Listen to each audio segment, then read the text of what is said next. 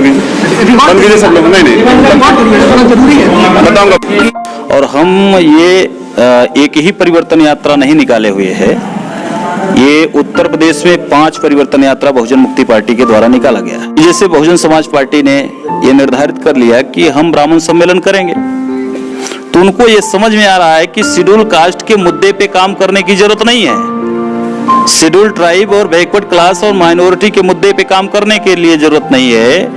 वो ब्राह्मण सम्मेलन करके ये मैसेज पास आउट करना चाहती है, 8% ब्राह्मणों के आधार पे वो सत्ता में आना चाहते हैं। जबकि मान्यवर कांसीराम साहब की विरासत लेके चल रही हैं बहन जी, तो मान्यवर कांसीराम साहब का ऐसा एजेंडा नहीं था, 1585 का उनका नारा था। बात माननीय अखिलेश यादव जी हैं, उनसे लोगों को आसार था, उन्होंने भी 15 अगस्त से ब्राह्मण सम्मेलन करने का निर्णय लिया और उन्होंने ये कहा कि हम ब्राह्मण सम्मेलन इसलिए कर रहे हैं, ब्राह्मणों के सहारे अपनी नैया पार करना चाहते हैं कि ईवीएम के मुद्दे पे भी हम ही लोग पूरे देश में जागृति फैला रहे हैं। तो अभी तो मेरा पहला प्रयास होगा कि ये जागृति फैलाने के बाद इसके ईवीएम के विरोध में एक जन क्रांति जन आंदोलन कराया जाए पूरे उत्तर प्रदेश में, और एक साथ इस पे हम आंदोलन कराने की रणनीति पे भी काम कर रहे हैं।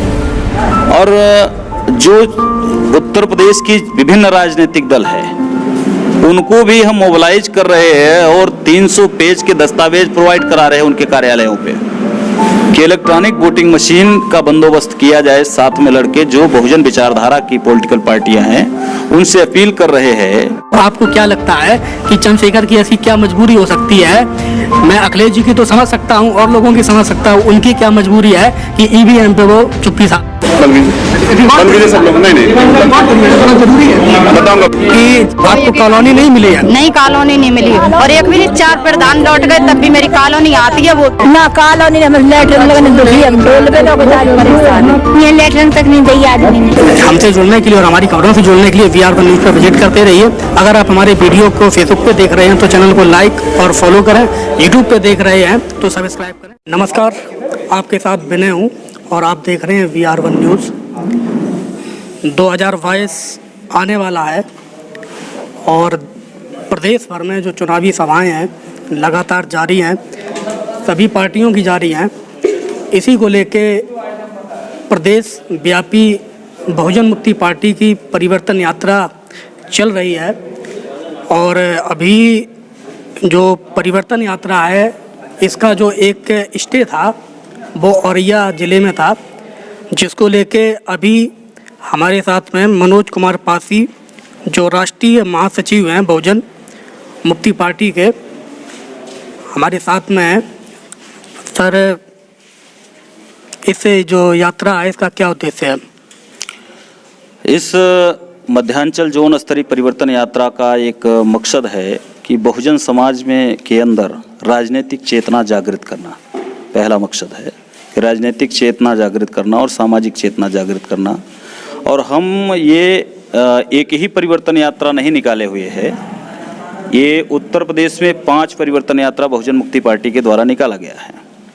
एक परिवर्तन यात्रा बहुजन मुक्ति पार्टी के कार्यकारी राष्ट्रीय अध्यक्ष माननीय परवेंद्र प्रताप सिंह जी के द्वारा निकाला गया है, और दूसरा जो है पश्चिमांचल जोन की परिवर्तन यात्रा एडवोकेट मुकेश कुमार वरिष्ठ उपाध्यक्ष बहुजन मुक्ति पार्टी उत्तर प्रदेश है, उनके नेतृत्व में निकाला गया है। और एक पूर्वांचल जोन की परिवर्तन यात्रा हमारे पार्टी के प्रदेश अध्यक्ष आदरणीय प्रोफेसर रामधारी दिनकर जी के द्वारा निकाला गया है। एक बुंदेलखंड राज्य स्तरीय जो है परिवर्तन यात्रा निकाला गया है जो माननीय अशोक कुमार वर्मा जी के नेतृत्व में निकाला गया है, और एक मध्यांचल जोन की निकाली गई है जो आपके सामने है। तो ये पूरे उत्तर प्रदेश को भौगोलिक और जनसंख्या के मामले में बहुत बड़ा स्टेट है, तो इसको एक परिवर्तन यात्रा के माध्यम से हम पूरा नहीं कर सकते थे, जनसंदेश समाज में नहीं डाल सकते थे। इसलिए 5-5 परिवर्तन यात्रा निकाल के बेसिक तौर पे पूरे उत्तर प्रदेश में पूरे देश की राजनीति जातीय धर्म क्षेत्र के आधार पर राजनीति शुरू हुई है, और हम समाज में जागृति ला रहे हैं कि धर्म जातीय क्षेत्र वर्ग के आधार पर जो राजनीति हो रही है वो निश्चित तौर पे शोषण का सिद्धांत के आधार पे काम कर रही हैं। नहीं तो 74 साल में इस देश की जनता का कल्याण हुआ होता। तो हम लोग जनता के जो बेसिक मुद्दे हैं, जिस पे जनता का कल्याण हो, जिससे जनता का हित हो, ऐसे मुद्दे को आधार बना के हम लोग ये परिवर्तन यात्रा निकाल रहे हैं। तो जैसे पहला हमारा परिवर्तन यात्रा का मुद्दा है कि जैसे ही हम शासन में आते हैं तो जाति आधारित गिनती करेंगे, प्रत्येक धर्म क्षेत्र वर्ग का जो है हम काउंटिंग करेंगे, उसकी संख्या के अनुपात में प्रत्येक क्षेत्र में उनको रिप्रेजेंटेशन देंगे, पहला मुद्दा है। दूसरा, हम लोगों की वजह से, वोट देने की वजह से लगभग 2 लाख रुपए सैलरी विधानसभा में विधायक पाता है, विधायक, और जनता को कुछ मिल नहीं रहा है। वो आपको भी दिखाई दे रहा है, आप मीडिया से है तो ज़्यादातर ग्राउंड रिपोर्ट में आपको पता चलता होगा। तो इसलिए परिवार चलाने के लिए, जो कि सुप्रीम कोर्ट जो है, भारत की सर्वोच्च न्यायालय भी ये मानती है कि सम्मानीय जीवन निर्वाह निधि के रूप में कम से कम एक मानक होना चाहिए, जिससे 2 वक्त की रोटी आराम से मान सम्मान के साथ व्यक्ति खा सके। इसलिए हम लोगों ने मानक रखा कि हम अगर सरकार में आएंगे, सत्ता में आएंगे, तो 18,000 रुपये महीने देंगे। और अमेरिका जैसा राष्ट्र जो है वो ये मानता है। अभी घोषणा पत्र पे हम बाद में आएंगे, कुछ जो और हैं उन पे बात करते हैं। जैसे उत्तर प्रदेश में जो अन्य पार्टियां हैं, बहुजन पार्टियां हैं, जो बीएमपी है, इसमें क्या अलग है, क्या खास है? देखिए, अभी बहुजन समाज के अंदर जो राजनीतिक पार्टियां हैं अभी उत्तर प्रदेश में, उनका कंसेप्ट क्लियर होता नहीं दिखाई दे रहा है कि वो किसके लिए काम करना चाहती है। तो उन्होंने अपना एजेंडा निर्धारित कर लिया। उन्होंने एजेंडा अपना निर्धारित किया कि जैसे बहुजन समाज पार्टी ने ये निर्धारित कर लिया कि हम ब्राह्मण सम्मेलन करेंगे, तो उनको ये समझ में आ रहा है कि शेड्यूल कास्ट के मुद्दे पे काम करने की जरूरत नहीं है, शेड्यूल ट्राइब और बैकवर्ड क्लास और माइनॉरिटी के मुद्दे पे काम करने के लिए जरूरत नहीं है। वो ब्राह्मण सम्मेलन करके ये मैसेज पास आउट करना चाहती है, 8% ब्राह्मणों के आधार पे वो सत्ता में आना चाहते हैं। जबकि मान्यवर कांसीराम साहब की विरासत लेके चल रही हैं बहन जी, तो मान्यवर कांसीराम साहब का ऐसा एजेंडा नहीं था, 1585 का उनका नारा था। तो निश्चित तौर पे वो 1585 के मुद्दे से भटक के 15 की राजनीति कर रही है। एकदम श्योरली हो गया है, ये पूरा उत्तर प्रदेश जानना और समझ चुका है। दूसरी बात, माननीय अखिलेश यादव जी हैं, उनसे लोगों को आसार था, उन्होंने भी 15 अगस्त से ब्राह्मण सम्मेलन करने का निर्णय लिया और उन्होंने ये कहा कि हम ब्राह्मण सम्मेलन इसलिए कर रहे हैं, ब्राह्मणों के सहारे अपनी नैया पार करना चाहते हैं। और बाकी छोटे छोटे बहुत सारे दल हैं, वो कवायद कर रहे हैं, लेकिन उनकी आपको भी पता है कि उनका कोई बेसिक स्ट्रक्चर बहुत ज़्यादा है नहीं। 1585 के मुद्दे से भटक गई हैं जी, भटक गए हैं केवल जी। अच्छा, अभी 2022 में जो चुनाव है, उत्तर प्रदेश में जो अन्य पार्टियां हैं, चाहे वो एसपी हो, बीएसपी हो, और एएसपी भी अभी बनी है, सावित्रीबाई फुले की भी पार्टी बनी है, इसके अलावा बीएमपी भी है, ओम प्रकाश राजभर भी है, ओवैसी भी है, सभी लोग चुनाव लड़ने की तैयारी कर रहे हैं जी। तो ऐसे में आपको क्या लगता है कि बीएमपी अकेले क्या सफल हो सकती है, या ये जो पार्टियां चुनाव लड़ रही हैं क्या अकेले सफलता पाई जा सकती है? ये तो कन्फर्म नहीं कहा जा सकता, लेकिन ज़्यादातर संभावनाएं है कि कोई भी राजनीतिक पार्टी उत्तर प्रदेश में भारतीय जनता पार्टी को अकेले दम पे रोकने की परिस्थिति में नहीं है, ये श्योर है। ये मुझे कहने में कोई कुरेज नहीं है, बशर्ते हमारी 46 पॉलिटिकल पार्टियों से गठबंधन के संबंध में चर्चा हुई है। लेकिन ये जो हमारा ग्रास रूट पे बहुत सारा स्ट्रक्चर हमारा मजबूत है, बहुत सारे सोशल ऑर्गेनाइजेशन भी हमको सपोर्ट कर रहे हैं। जैसे अभी भारत मुक्ति मोर्चा, बहुजन क्रांति मोर्चा के संयोजक आदरणीय वामन मेश्राम साहब ने ये घोषणा किया कि 3 जो है पूर्वांचल, मध्यांचल, पश्चिमांचल जोन स्तरीय हम महारैली करेंगे, उसमें बहुजन मुक्ति पार्टी को एजेंडे के आधार पे हम समर्थन करेंगे। राष्ट्रीय पिछड़ा वर्ग मोर्चा के राष्ट्रीय अध्यक्ष आदरणीय चौधरी विकास पटेल जी ने भी घोषित किया, और सज्जाद नुमानी साहब ने भी ये कहा। ये तो आपके एजेंडे 84 जो लगभग आपके विंग हैं, वो तो मैं आपकी बात को समझ गया हूँ जी जी। इसके अलावा जो और पॉलिटिकल ऑर्गेनाइजेशन है, सोशल ऑर्गेनाइजेशन स्टेट लेवल के अदर्स हैं, क्या उधर से कोई आपकी गठबंधन की या कोई ऐसी नहीं, 46 पॉलिटिकल पार्टी के साथ हमारी मीटिंग हो चुकी है। जी वो अंडरस्टूड है, उसको डिस्क्लोज अभी हम नहीं कर सकते हैं। तो 46 राजनीतिक पार्टियों के साथ वो खुद ही अपील किए हुए हैं कि हमारे पार्टी का भी आप नेतृत्व करिए। अच्छा, एक चीज़ और सर, जैसे लगातार बीएमपी और मेश्राम साहब भी लगातार 2014 से ईवीएम का जो केस है सुप्रीम कोर्ट में, और उन्होंने भी देश भर में परिवर्तन यात्रा निकाली है, और इस दौरान आप पटल और कोर्ट और मंच तीनों जगह आपने भरसक पूरा प्रयास करके आपने लड़ाई लड़ी है जी, इसको मैं मानता हूँ।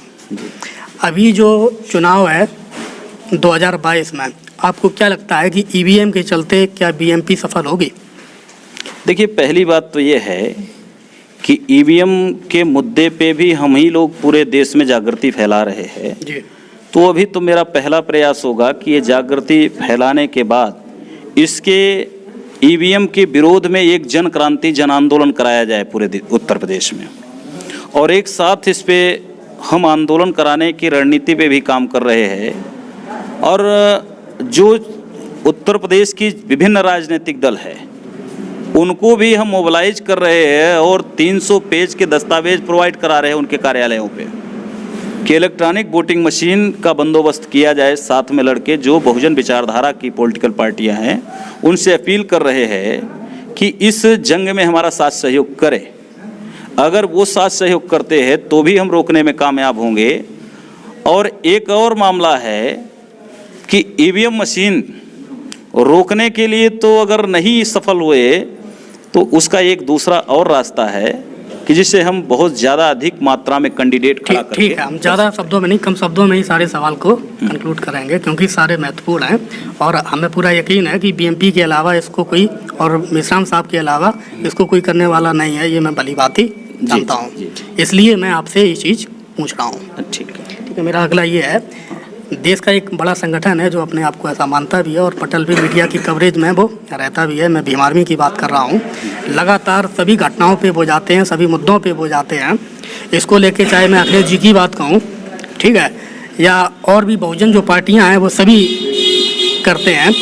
आपको क्या लगता है कि क्या कारण हो सकता है कि लगातार ईवीएम पर इन्होंने लंबे समय से चुप्पी साध रखी है? मैंने चंद्रशेखर जी का इंटरव्यू लिया था, मैंने उनसे पूछा भी था, और मैं ये चीज़ ऑन रिकॉर्ड बोल रहा हूँ कि हमारा इंटरव्यू वो छोड़ के भागे थे। मैं ये चीज़ आपसे इसलिए पूछ रहा हूँ, आपको क्या लगता है कि चंद्रशेखर की ऐसी क्या मजबूरी हो सकती है?